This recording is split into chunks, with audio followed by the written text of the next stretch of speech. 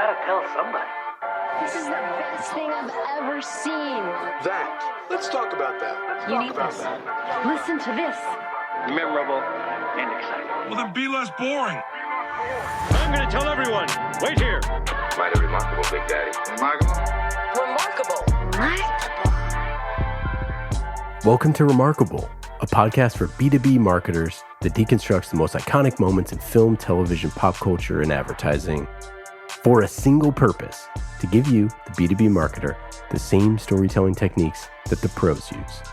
In each episode, you will learn techniques from Hollywood, Pixar, Marvel, and beyond, from Spielberg's hands to yours, bringing remarkable content ideas to you every single week. I'm Ian Faison, CEO of Caspian Studios. This is Remarkable. This week, we're talking about B2B marketing lessons from Wistia's 1-10-100 documentary with the Director of Content and Social at Celonis, Chris Sheen. We're Wistia, and this is 1-10-100, a documentary series where we challenged a video production agency to make 3 videos at 3 very different price points. One for $1,000, one for $10,000, and one video for $100,000. That's the biggest light stand I've ever seen. Join us as we discover how money can simplify, complicate, and ultimately change the creative process. Chris, how are you? Really good, thank you. Very excited to talk about one of my favorite pieces of content. Good to be here. Super excited to chat about that. Really excited to get into your marketing at Celonis, and your background, and everything in between. So let's get started. Why did you pick this Wistia documentary? Well, it was really simple, actually, when you guys reached out. That it was a 2-minute decision because, quite simply, there's no piece of content marketing that's ever existed that I've recommended to more people than this. I've probably, at my old company and our current company, recommended this to about 100 people and say, you have to watch this series. And I think it's just a fantastic example of so many different spectrums of what content marketing should be. It passed like the test number 1 really for me with content is that it beat Netflix. So I watched the first episode on a Friday during the day at work, and I was like, I need to binge this. I want to watch the rest of it. So I watched it literally over the weekend. And I don't think that anything in B2B had ever hit me in that way before, where I actually would rather watch that than watch, the Netflix series I was watching at the time. So yeah, it was quite a simple choice. And zooming out, tell us a little bit more about your role at Celonis. So yeah, I'm the director of content and social media at Celonis. I'd say we're the biggest software category that you've probably never heard of. So process mining's been around. We've been around for about 12 years. Process mining's been around about the same sort of time. And a big part of our job really here in the content and social team is to really help grow that category, help people understand, why processes are so important and how process mining could help their company. So it's a really cool ride. We're trying to do stuff differently to the typical B2B kind of marketing, and it's a lot of fun. So Meredith, what the heck is Wistia's 1-10-100 documentary? Glad you asked. So it's a 4-part documentary, like you mentioned, and it's won a Webby Award. That is Meredith O'Neill, our amazing producer extraordinaire. And basically this video software company called Wistia challenges a video production company, this company Sandwich Video. I'm Adam. I run a little company called Sandwich Video. We make commercials. To make 3 ads based on different budgets. And it all is an ad for the same thing, which is Wistia's tool, Soapbox. Soapbox is a Chrome extension that lets me record my desktop and my webcam at the same time. But so each ad has a different budget. The first one is $1,000, the second $10,000, and the third $100,000. And the goal was to explore the impact budget has on creativity in video ads. And then Wistia, their goal was to measure ad performance and audience reaction to gauge success of each. And so they tuned into demographics, engagement data, cost per customer acquisition, and return on investment. And the idea really came about because their production team was like, well, this is what we do for a living, but we don't actually have a very good understanding of money in, money out. So what are we spending versus what are we making? And so Wistia's founder, whose name is Chris Savage, said, our production team felt that creativity was the single most important element in producing an effective video, and this fits in with our vision to grow through creativity. And then I was reading that according to PR Newswire, Over 50% of marketing professionals worldwide named video as a type of content with the best ROI, and 43% of users say they want to see more of it from marketers. Which, of course, Wistia being a company that allows you to host videos, we have a number of customers that use Wistia on their site and get sort of more actionable insights from that video with a bunch of different like data pieces and all that. I use it to show my fans how to save their cupcakes in the cloud, which is a real thing and not made up. Very natural that they would be the ones to do a study on video. So it's a very cerebral exercise. It's very much classic marketing, like, split testing 3 different things. But the creation of the actual documentary and, charting this whole process and seeing it all is so fascinating and interesting. And Chris, why do you think this is so remarkable? I think it's a great premise. It's almost beautifully simple. It's one of those ideas that you kind of think, why did I not think of that? This idea of making a video 3 times, the name 110 to 100 is fantastic. And I think what makes it truly remarkable is that when you watch it, you don't feel like you're watching a piece of content marketing. And that's probably the ultimate sort of B2B marketer's goal, I think. And any marketer's goal really is to make that content not feel like it's selling something. It's just selling entertainment and education. And I think it does that really, really well. Nailed it. It's funny. It's entertaining. It's got lots of personality in it. I think you really get the personalities across from both the Wistia and the Sandwich teams throughout it. I thought that pitch was a Skype interview, so I didn't wear pants. And I think that it's just a great example, really, of what great content should be. There's something elemental that we love about seeing people do stuff on a budget, and we love seeing people do stuff in excess. So, like, part of it is, you want to see if they can do it and, like, what they have to do. But when it's on a budget like that, it makes it so accessible because, like, no matter who you are, no matter what company you are, you could do a video for $1,000. I mean, unless you should not be in business anymore if you don't have $1,000 to do a video, right? So the idea that anyone can do the $1,000 video and that what goes into a $100,000 video and, like, why does it cost so much? And, like, what could go into that? Like, these are things that I think just, like, most people don't understand, which is part of the reason why I think it's so fascinating. And, like, what goes into making a movie, for example. Avengers cost $127 million to create, and it's, did $1 billion in the box office and all this sort of stuff. Like, I think we just hear these terms that we're, like, thrown around all the time. And so, like, for anyone, I think seeing how something is made and, like, actually seeing the budget for it is fascinating. And, like, it's just, like you said, it's a brilliant framing of something that marketers deal with literally every day. It's a problem we have every single day when we're trying to do creative work.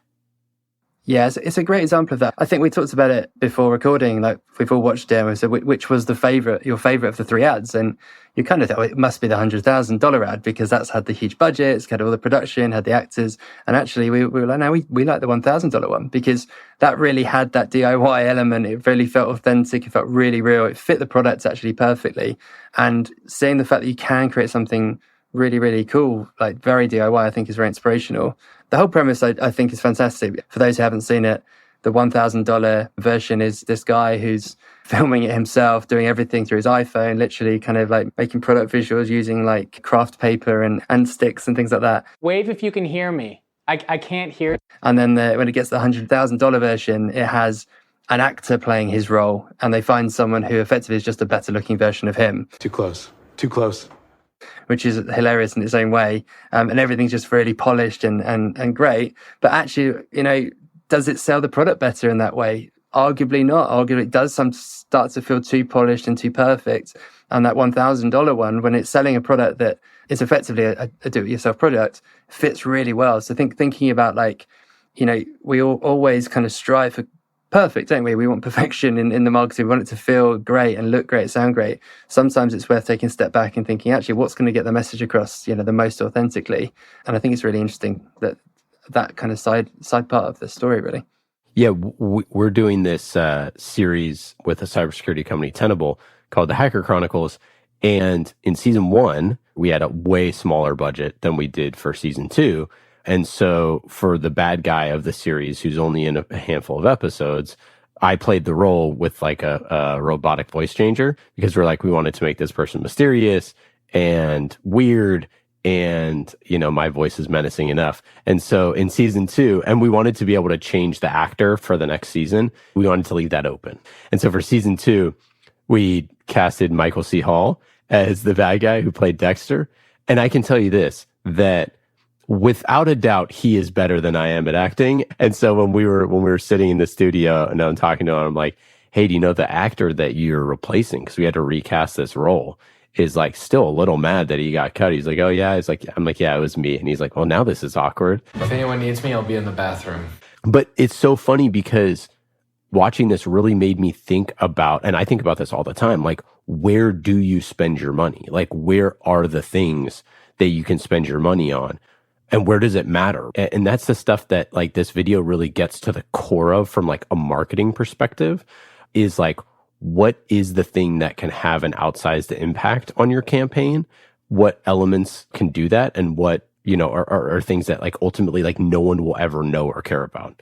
That's so true, isn't it? I think I've worked on both sides of the sort of story, really. I worked for real scrappy startups where, you know, a 15-person company and, you know, one-person marketing team doing everything ourselves to now it's almost 3,000 people and a huge marketing team and function.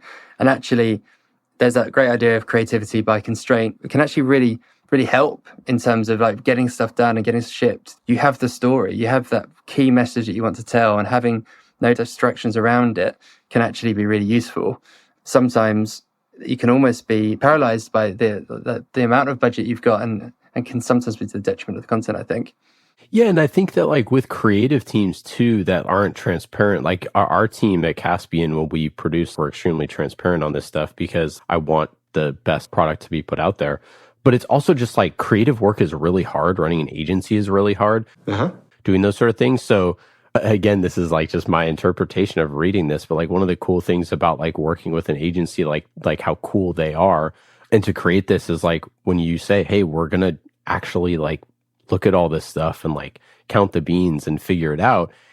I think it probably was pretty liberating, right? To say, you know, here are the constraints. This is what we have to do. This is like how much we have to spend, and let's figure it out. And like that part of it, I think, you know, one of my big takeaways for this is that creative work has to have constraints. Like it is your job as the marketing leader to set constraints. Those can be really ridiculous. They can be very serious. They can be something about time or duration or, you know, et cetera, et cetera. We always do the opposite, which is like, well, let's just maximize like how many people this is going to reach. And you're like, yeah, but we don't know that. Like the things that we can control are like how many seconds it's going to be, like how many times we're going to do X, Y, Z. So I think that one of my big learnings here was just like learning what your constraints are and like hitting that. And I think it makes a better process. I love that. Such a great piece of advice. It's so easy to overlook, isn't it? I think there's that idea of if you ask someone to name as many things as they can in 60 seconds that are white, then they might name like 20. But if you say like name as many things you can that might live in the kitchen that are white, they'll name more, because it's like that single constraint as an exercise makes it actually easier to kind of go, right, okay, milk, like, you know, go through them really quickly and come up with them. I'm now questioning how many I can name in a minute. So I try not to get distracted. I know. Yeah. Is that right? Okay. Eggs? Yeah, eggs, that count. Yeah, I'll give you eggs. That's fine. White bread, that counts, surely. Yeah, definitely. The other thing that I was really taken back by is the making of something that in our day and age, we like to see the math, as they say, right? Like we like to know the process of making something. And so like we're getting ready to launch this crazy murder mystery podcast, Murder in HR, and we're doing like a full making of. So like we shot video, and it just struck me that shooting that documentary is expensive. Like that had to be really expensive to shoot that, like no doubt. I don't know if that amount was ever put out there, but it probably was pretty expensive to like shoot and cut and put that documentary together. But I just find it so fascinating that the making of something is just as interesting as, or more interesting than the final asset, both from, you know, the education of like learning how to do something, but also the entertainment standpoint. Internet toiletry is a really exciting space. And like that part of it it's just another reminder that sometimes like making of content is really cool. Like you think of when they do the transformation of like a huge user conference like Dreamforce, when they do that like fast motion video of them like setting up Dreamforce, I'm always watching that. That's great. It's just those little things of like, people like to watch transformation. They like inside information. And maybe it's not for everyone, but for like maybe 20% of your audience, they're like, yeah, this was awesome. And I would love to hear how it was made.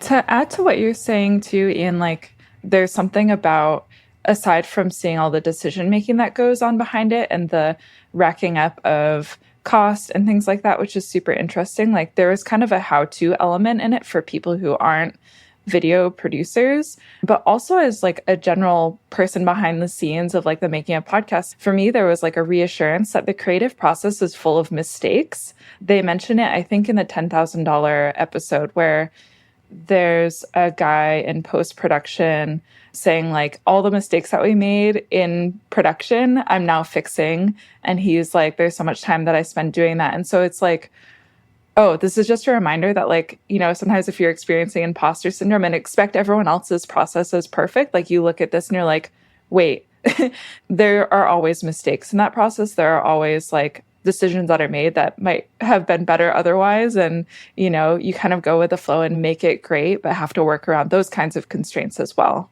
No, I love that point. It's so true. And I think the other side of it is the human side. I think one of the things I think Wistia as a company have always done really, really well actually anyway is to show that there are people behind this. And, with the marketing, and it's so easy, I think in B2B as much as any, to just feel like a faceless organization that has a product, we have software. But when you show those making of things, when you show, one of my favorite like easy tricks is like an outtake at the end of a video. It's a 5-second outtake. It shows the human side, it shows the mistake, and it completely changes how you feel very quickly about the brand, about the company.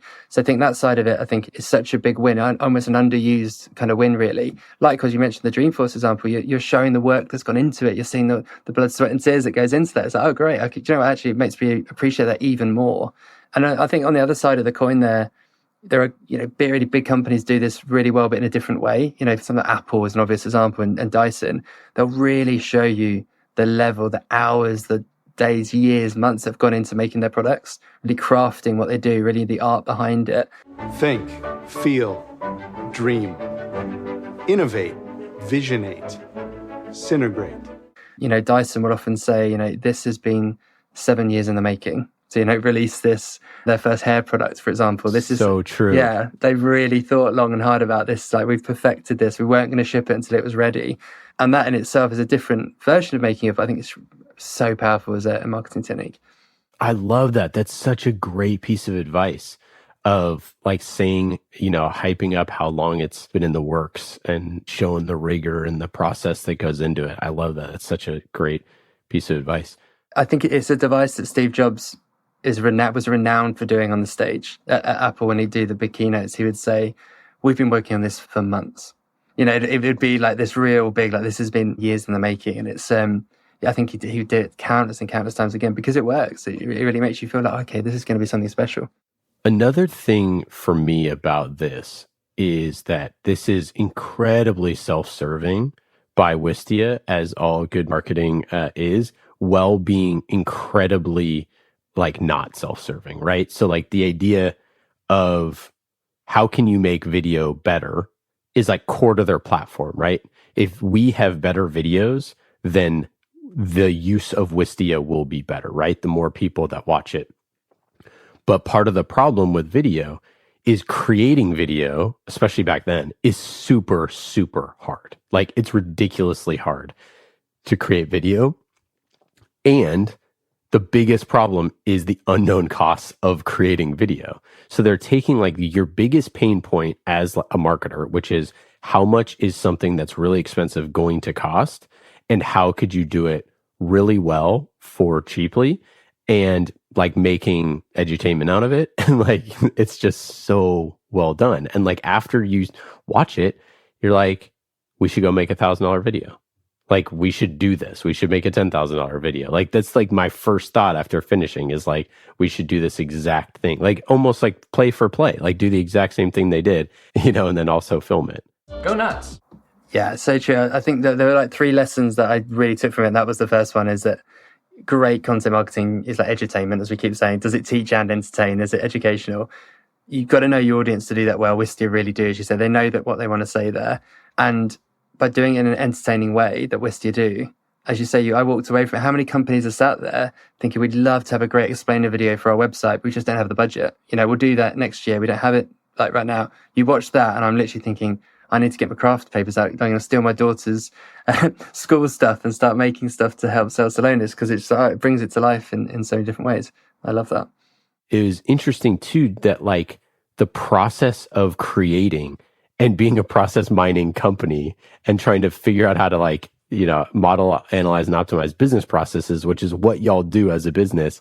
It did have me thinking about Celonis in general, because I'm like, part of the thing of like creating video and this process is so complex to create videos. Like no 2 video projects are like ever the same. And it just got me thinking to like Disney and the way that they're creating these new series that they're doing and the processes that they're using, which are very repeatable. There's an old video of Disney they use the same, like I think in Winnie the Pooh, there's a scene with is it Robin? Oh, Christopher Robin. Where he's like walking down the path.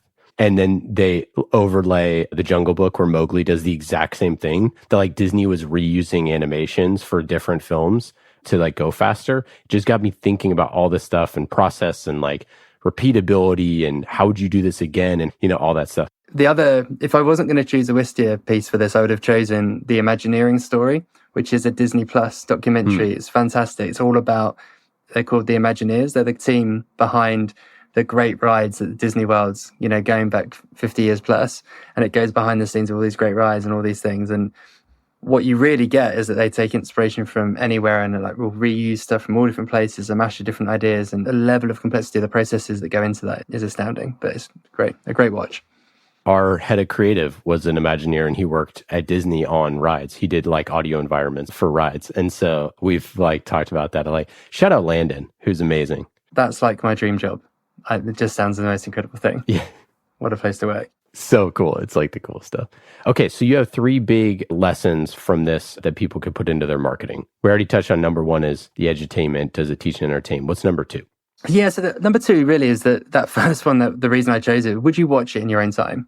I have this thing that anyone who's worked with me will have heard me say so many times. I call it, would you stick it on the fridge? And it came to me years ago. And I really first kind of went into marketing was the idea of, I found myself for the first time in my career, now I was in marketing, taking stuff that I'd done at work and kind of showing it to my then girlfriend, now wife, and saying, hey, look what I did today. Like your kid would do when they brought back their school homework and kind of like, can we stick it on the fridge? I did this drawing, this painting. And what I found that with marketing is that if you're doing something that you truly are proud of, you truly enjoy and would want my wife and my friends, my family to watch, then number 1, you've done something that you're going to remember for the rest of the time. But number 2, if you feel that strongly about it, it's very likely that other people will do too. I think it's just a great example of hitting that test. As I said, it officially did beat Netflix for me that weekend. It really was kind of binge worthy, which is the ultimate goal for kind of content marketing.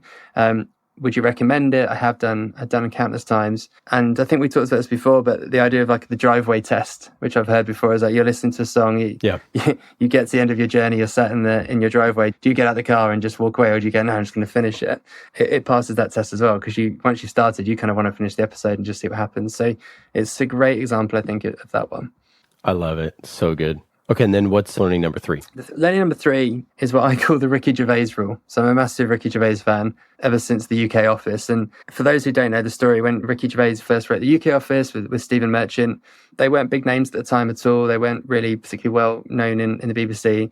And they'd had quite a few setbacks and knockbacks about certain things. So by the time they got to writing the office, they were very clear they just wanted to make something that they were proud of, something that they would enjoy themselves.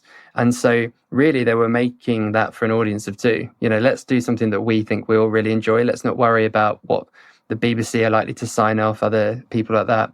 The original, when the pilot of The Office was put out to audiences, it performed terribly. Famously did really, really badly. And because it was so low budget, they were able to get it out there anyway. And it kind of just grew and grew and grew. And obviously it's become huge in the US, which is another great example. But I've always loved that idea of, I think, with Wistia, they're clearly doing as much for themselves as anyone else. That, you talk about the team doing the making of documentary. They're clearly loving it, enjoying it, learning a lot themselves. And at the end of it, you kind of feel, well, they've got as much out of that as I have watching it. And I think that in itself is a great sign of content. If you can do something that when you look back, you think, I think I would enjoy this if someone else had made this. I think that's a really strong point if it fits your target market. I love that takeaway. And it goes not just with content, but things that are like experiential marketing and stuff like that. I think that like people get so hung up in sort of the idea that like, I'm not the target audience, but it's like, but you're a human being who has passions and interests. And it's like, if you as a marketer can connect your audience's passions with their work, like you're going to do a better job. Like I promise you, it's going to be in a better place. And if content is like good and watchable and listenable and interesting and looks cool and fresh and all that stuff, people are more likely to consume it. I mean, we see this all the time with our shows, which outperform sort of like two people talking on a Zoom, like all the time, right? Like almost every single show that Caspian does has some level of production quality that is a couple notches higher than the vast majority of other shows. And people are always like, whoa, people like to have a, more authentic feel. And I'm like, yeah, but an authentic feel doesn't sound like crap. Like it doesn't have like a meandering conversation that goes nowhere. It doesn't have someone like talking about their cat for 20 minutes and like all this stuff. Like you kind of feel like it does because you listen to shows a lot of times with like comedians and people that are just trying to like make jokes all the time. But that level of like quality is the thing that I think gets you above the bar of like all of your competitors. And from there, like, then you can say, like, is this good? Would I listen to it? Like, do I know the technical ins and outs of the product that they're talking about? No, but just does this feel like something that I would want to listen to? Or does it seem like it was, an article written for $10 by someone who has no idea, what they're talking about? Interesting. Some of you are lying to my face right now. You have to love it first. Like, you have to. Like, yeah, otherwise, no one else will. I feel like sometimes it's like people think authentic as being not polished. And I think that's not the case. And it's something that I was thinking about while watching these is like, there's so much authenticity in the Wistia documentary, but it is polished at the same time. Like the production value is actually pretty high. And I think what makes it feel authentic is it's highlighting people's personalities and giving the show, the documentary character, but there's still a lot of care and attention put into how it's all put together. So I think that's like, being authentic doesn't mean it has to be rough around the edges. I think being authentic means like highlighting people's character and personality versus highlighting the equipment that you use to make it. You're so right. And the other piece there is they have $1 million team. Yeah. So they win on creativity. Right? So like they have tons of brilliant minds, both at Wistia and with Sandwich, that are extremely smart and really good creators.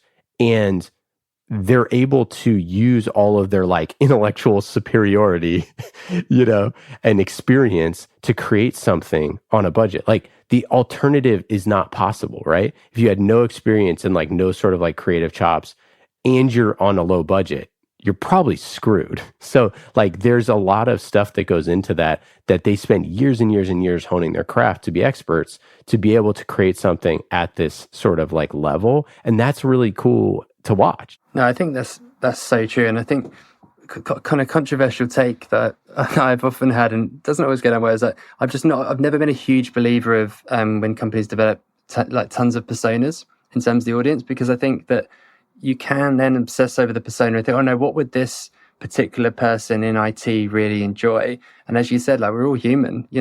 Ultimately you are competing with Netflix, with TikTok, with the news, with YouTube and all those other things. Actually, what would a human enjoy is probably the first thing to start with. And then, of course, you need to know who your audience is. But I think often people will start at one level too deep, I think. And great content is actually pretty universal. Most people would enjoy 1-10-100, for example, that Wistia have done, whether you're interested in video or not, I think it's just a good series.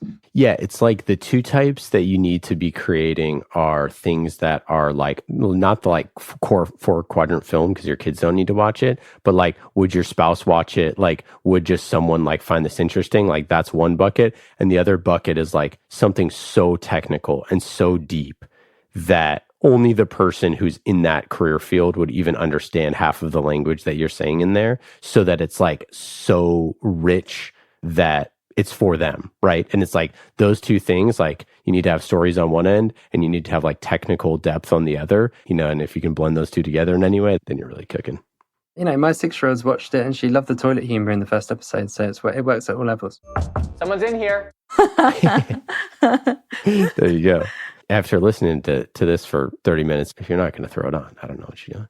Switching gears to Celonis, y'all are a Magic Quadrant leader, hundreds of really cool customers that people have heard of, big names. How do you think about content marketing?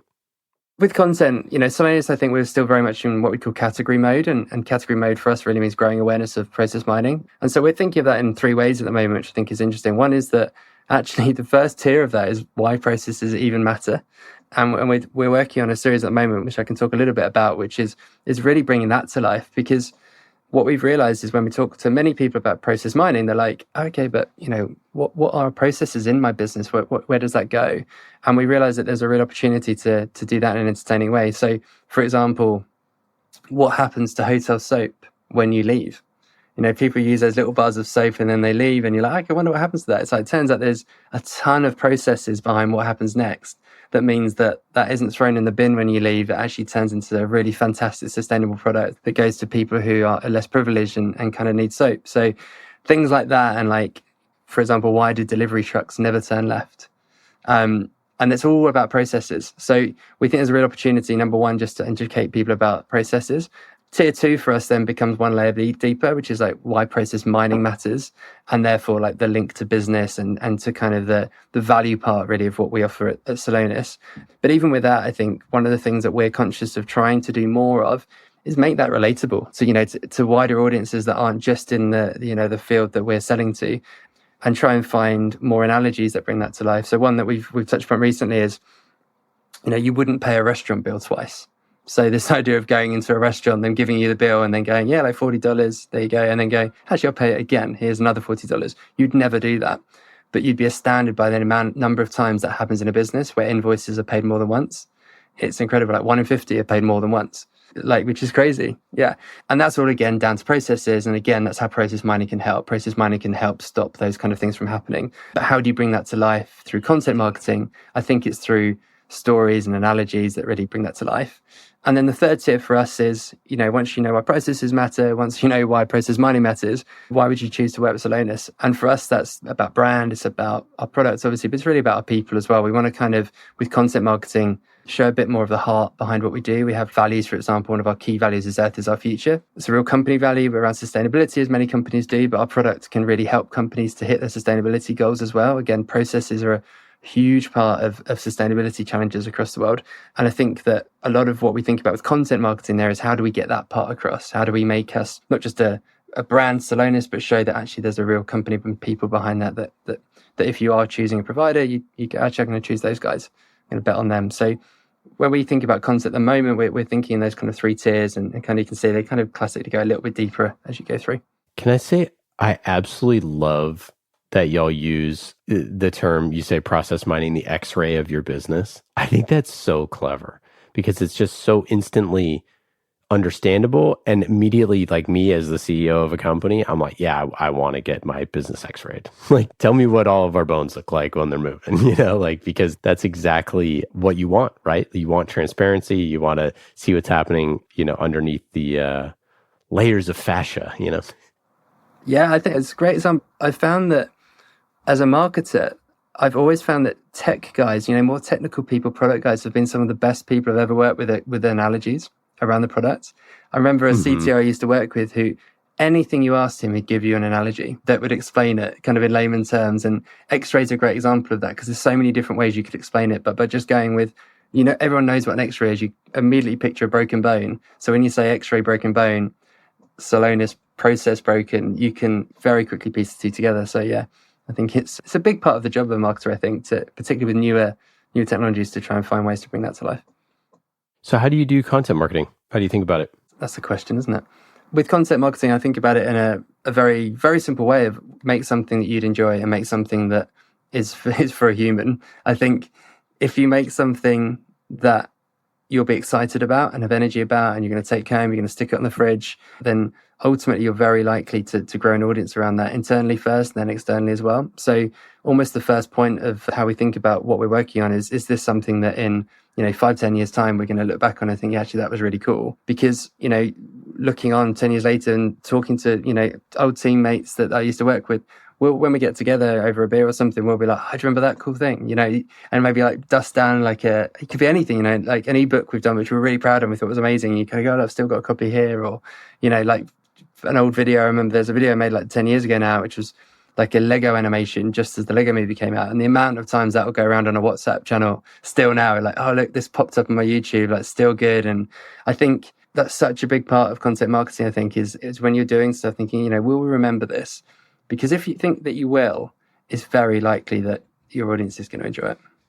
I love that. That's so true. It is so unbelievably true. Like, will you remember this? It's the old adage that when your team is like sick of saying something, then finally it's probably starting to reach your customers for the first time.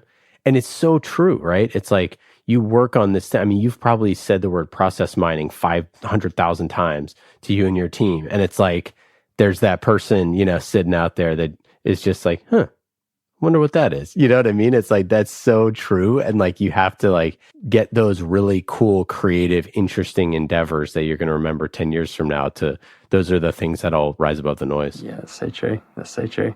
And in terms of some of the stuff that we've done in the last year or so that actually probably do fall into that category, there's been a few really interesting things. So we did a campaign last year called Look Up, which was kind of helped boost an event, but really talk about our sustainability piece. And it was a really cool video. If you Google Celonis Look Up, it'll come up. It's very atypical B2B marketing piece. It's a real passion piece. It's like one of our guys, Henry, who's going to probably become famous at some point. He's big on TikTok. He's about to be a bit of a stand-up star. He's really talking from the heart in this incredibly shot, like 4-minute video about sustainability and Look Up, obviously a little bit playing on the movie that had just come out at the time. And with that, we created this video, which did really well on social, but then we put it up on posters and actually put it up on huge billboards in Berlin when we were running an event in Germany at the time.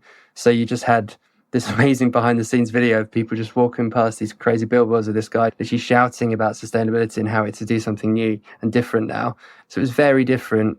But again, it's something we'll definitely look back on in years to come. And a couple of other things that we've done, I think, just have turned out to be just smart, good, solid content marketing pieces that, again, for everyone involved with them, they'll look back on, okay, actually, that was great. One was we've done the Dummies Guide to Process Mining. So the Dummies Guide, a very familiar brand to most people. And, classic thing, if you write the book, own the category. And, Dummies Guide is a great brand to sometimes associate yourselves to. So we've done that, and I think that's been a really successful piece of content for us. And then another thing we did last year was a documentary series reinventing process mining, which was a behind-the-scenes story of our story, our people, very episodic, and kind of what we're working on behind the scenes and what's the future of the industry and the future of Celonis. And again, all done for very different reasons, but probably all examples, I think, of the kind of content marketing that for those involved closely with it will definitely in 10 years' time go, hey, that was cool. I've still got a copy of that. Or like, actually, I still watch those videos sometimes. So I think that's always the ultimate test. And cut. Chris, it's been absolutely awesome having you on the show. So great to talk about this really cool documentary. So cool to learn about Celonis and all the cool stuff you're doing. For our listeners, you can go to celonis.com. Definitely check out the Look Up video. We'll link it up in the show notes. They click the link. That's also awesome. Any final thoughts here? Anything to plug? No, just thank you very much for the time. I absolutely love this podcast. I've been listening for a while now, and keep up the great work. You guys are smashing it. Thanks so much, Chris. Thank you. So how was that? Feel pretty good about it? I've seen worse. Well, that's it for today. I hope you got some good ideas for your B2B content. Thank you for listening to Remarkable. I'm Ian Faison, CEO of Caspian Studios.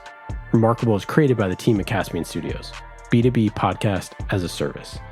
Caspian also creates fiction series for B2B companies, so if you want a business thriller, you can learn more at caspianstudios.com. Hollywood-style storytelling for B2B. And in today's episode, you heard from myself, Ian Faison, and Meredith O'Neill, senior producer here at Caspian Studios. Remarkable was produced this week by Meredith O'Neill, mixed by Scott Goodrich, and our theme song is Solomon by Falak. Be remarkable and rise above the noise.